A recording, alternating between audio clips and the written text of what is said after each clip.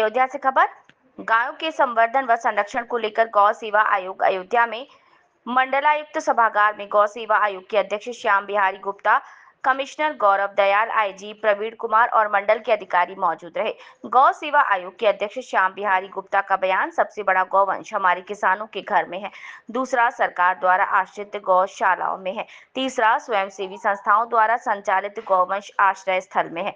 कुछ गौवंश अभी सड़कों पर घूम रहे हैं। चारों प्रकार के जो गौवंश हैं उनकी समीक्षा बैठक कर रहे हैं।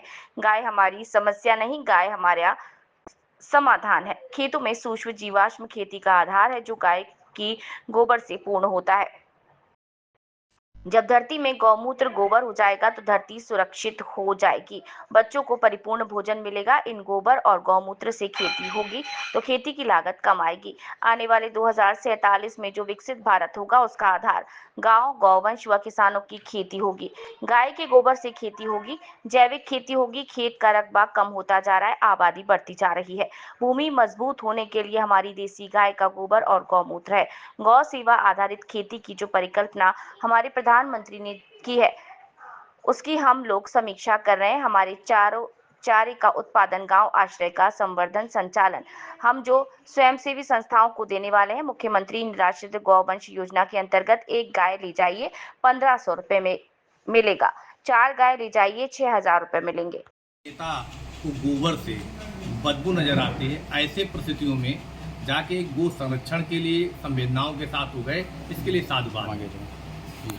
उससे नाराज नहीं, हैरान हूँ मैं, तेरे मासूम सवालों से परेशान हूँ। इतनी देर से मैं कह रहा हूँ कि भारत की संस्कृति, भारत की जो आत्मा है, गो वंश के माध्यम से प्राकृतिक खेती से हमारा जीवन बच सकता है।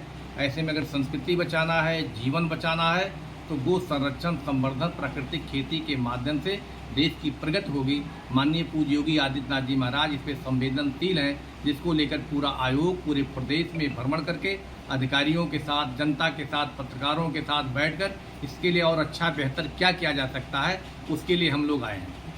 बता थे कि कमियां के सुधार के लिए हम लोग हैं। आप अभी वस्त्र पहने हो तो थोड़ा सा ब्लैक है, और साफ हो जाता तो अच्छा रहता, लेकिन आपके वस्त्र में कोई कमी नहीं है।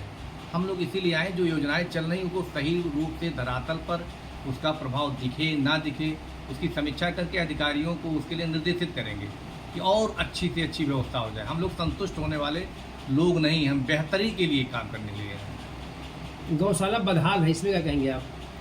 कुछ ऐसे ही देखा गया कि एक नंबर जारी किया गया है जी, और एम्बुलेंस तैयार किए गए हैं। जी जी, इसमें समाज के लोगों की जागरूकता की जरूरत है। यदि कहीं इस प्रकार की घटना घटती है, संबंधित अधिकारियों को टोल फ्री नंबर पर सूचना करेंगे और समाज के लोग भी उससे कुछ दवा दारू बाहर करके काम करेंगे तो होगा। ये जन आंदोलन है, सिर्फ कहिए कोई विभाग एक काम कर सकता नहीं कर सकता। गाय भी आती है, खेत भी आती है और जो एक्सीडेंट करने वाले लोग भी आते हैं।